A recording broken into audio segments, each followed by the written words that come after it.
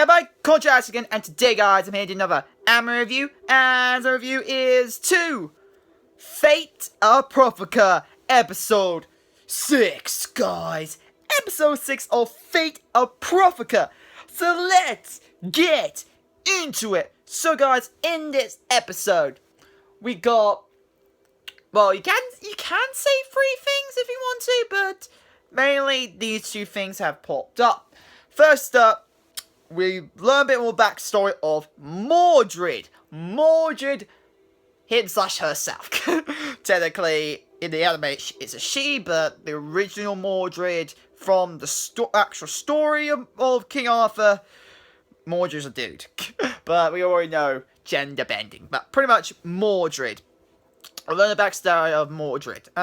Pretty much all by now, I think everyone should know the backstory of Mordred. Like, it's quite obvious. And of course, as it's gender bend, of course, the obvious twists they will have to add to make it how King Arthur can make a fucking child when he's a she, and how the actual birth actually came from another woman as well, which says same dean, of course, to Arthur, and yeah, blah blah blah blah, or Taria to be more exact. But pretty much we learn the backstory of Mordred. Seems like in the anime version, of course, it looks like he doesn't find out that he's the son of Arthur until a few days after becoming one of the Knights of the Round Table. Morgana pretty much tells him that he's your father, and and he was like shot. After like talking to your son, I want to be the next successor, and of course we all know Arthur denies it. Now we also know the reason why Altaria denied it. Arthur, because now it gives us backstory more to Arthur as well. Because don't forget, Mordred and Arthur's story are connected, so we know that means if we're going to get backstory and character development for Mordred, obviously that means we're going to get backstory and character development for Arthur, or Victoria, depending on how you prefer calling her, because of the legend. But pretty much now we know the reason why Arthur didn't actually make Mordred the successor, and is that he did not have the proper,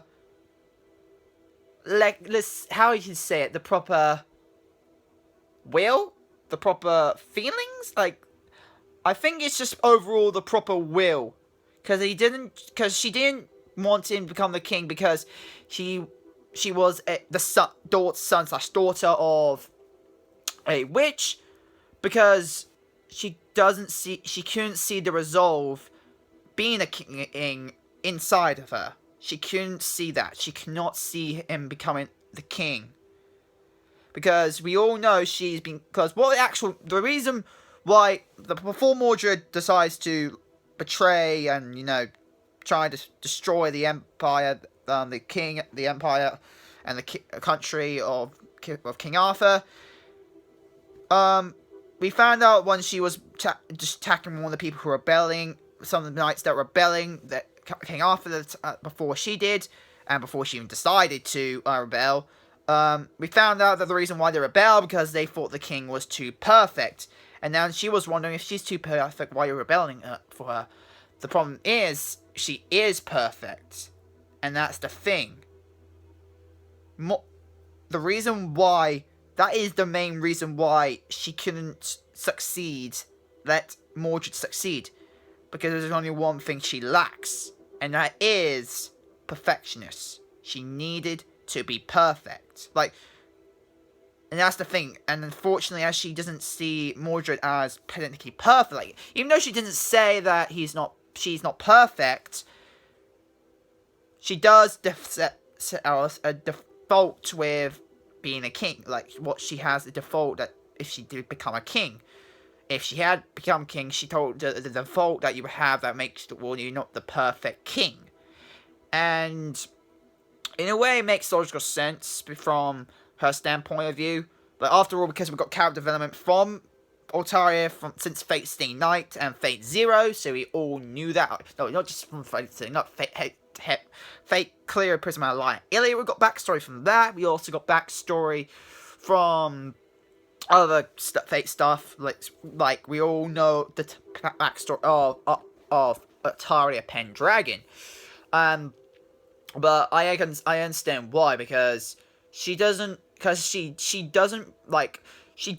recognize him as her son/daughter. She doesn't recognize her for that, but only as a succession. She didn't hate her because she didn't, like I said, she didn't hate her. She never hated her. That's the reason why she never, if she didn't hate her and she had the perfect, and like I said, if she had the perfect traits to become the king, become the Queen of England, obviously we know she would have accepted her. Obviously she would have accepted her. But like I said, she didn't. But not because she hated her, but not because she's the daughter of her sister and the daughter of herself, her own daughter, and also the daughter of a witch, and she didn't, like I said, she didn't hate her. So that's not the reason why she didn't make her the successor. But like I said, it's mainly because she doesn't have the actual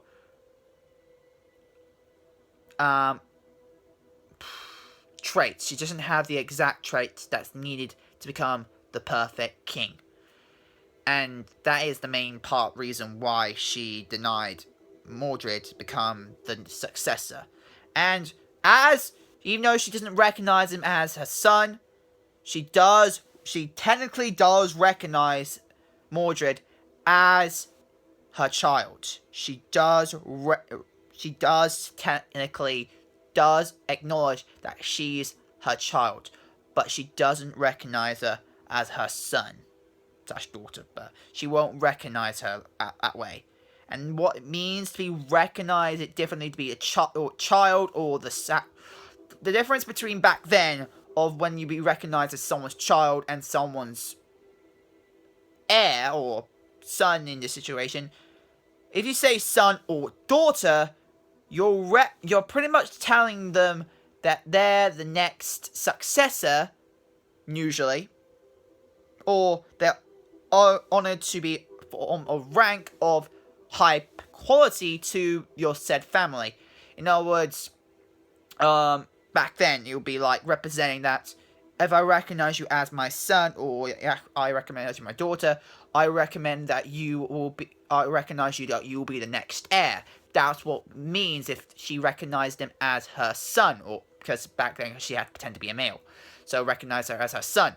But she doesn't.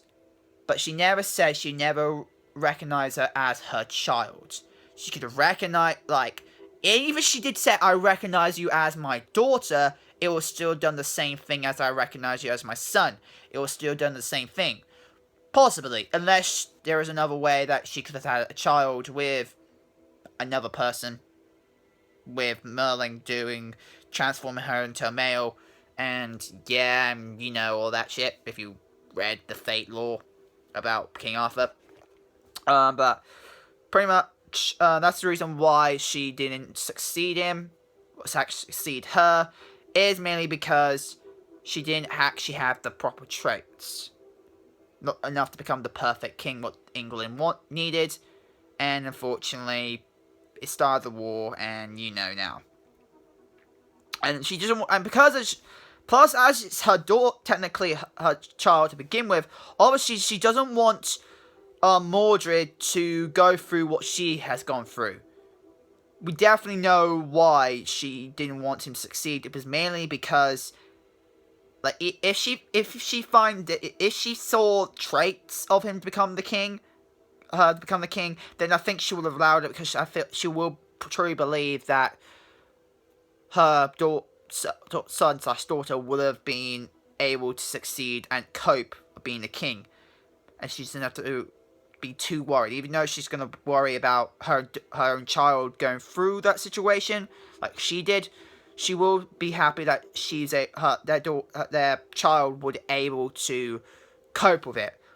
But she doesn't believe that, and she actually saw of Mordred that she doesn't see that she's able to cope with it. So that's the reason, part of the reason why, like, that's why I can get. That's why I can think of. Even though so far even the animes or the rest of the Fate I've read so far don't actually say she says this or actually announces that she says this, but it's quite obvious from the information we got, and also the backstory, and of course King Arthur herself, why she didn't give the actual succession to Mordred.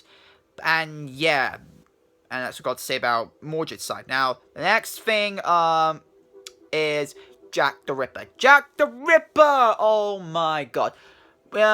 We found out that there was mass murderers, mass serial killing that was going on, and the Mage Association and the Lugilia family knew it was something to do with they knew it had to do something with a servant, because the killings were more like the souls getting sucked out, and the actual master of Jack the Ripper, assassin of Black, got killed, took the heart off, she ate it, gained more magical mana.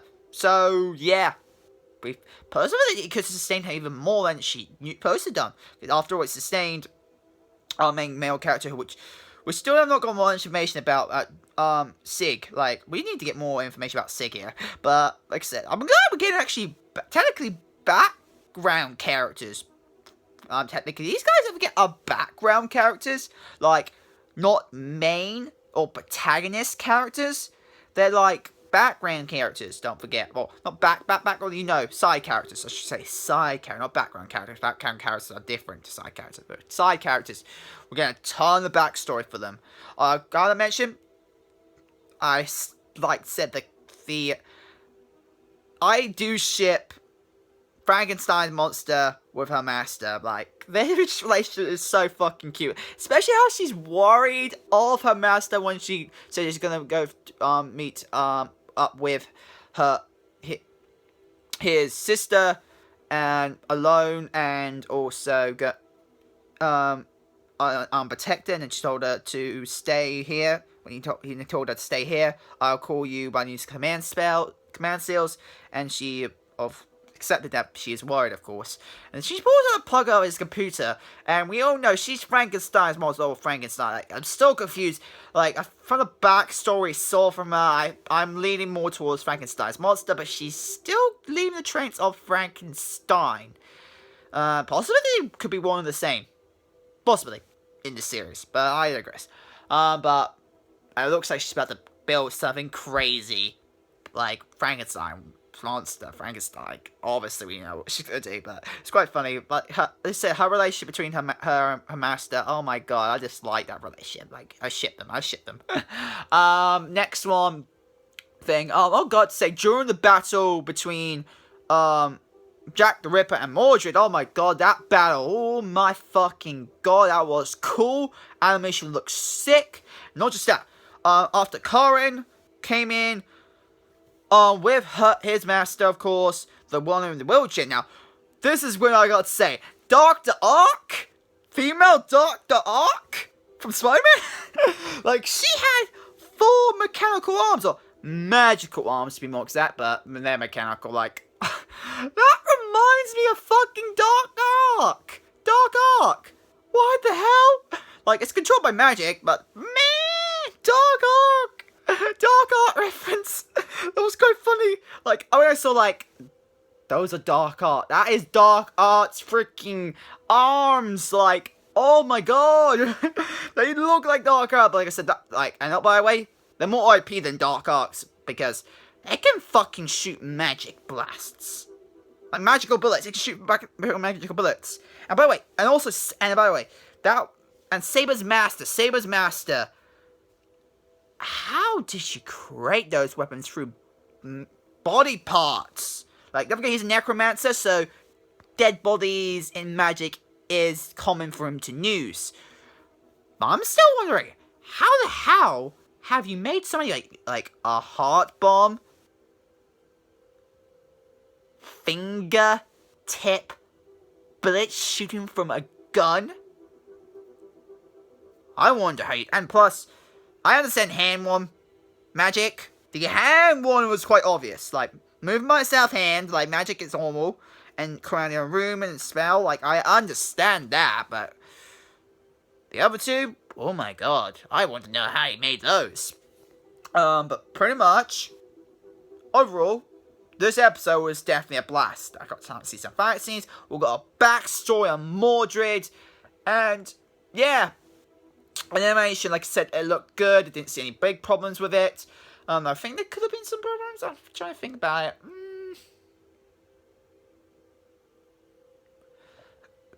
I don't know, really, but... Oh, yeah, by the way, the end of the episode, oh my god, that cliffhanger, like... It was a point where, the wheelchair girl, the pretty much female dark arc, pretty much was in a position where she now tripped over after getting pushed back by, Mordred's master. And then he pretty much goes and shoots the fingertip bullets.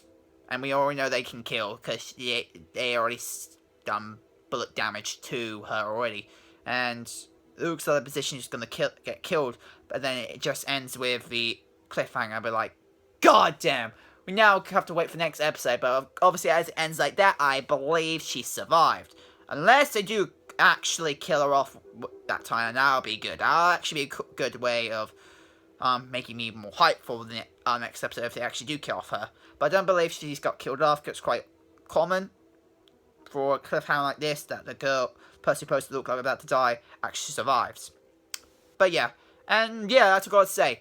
And guys, that's my review to Fate Apocrypha episode 6, guys. Hope you guys like it. Comment, share, and stay. If you guys say for me, check down below. And yeah, hope you guys like it. Comment, subscribe, and I'll see you guys later. Bye, guys. Wow.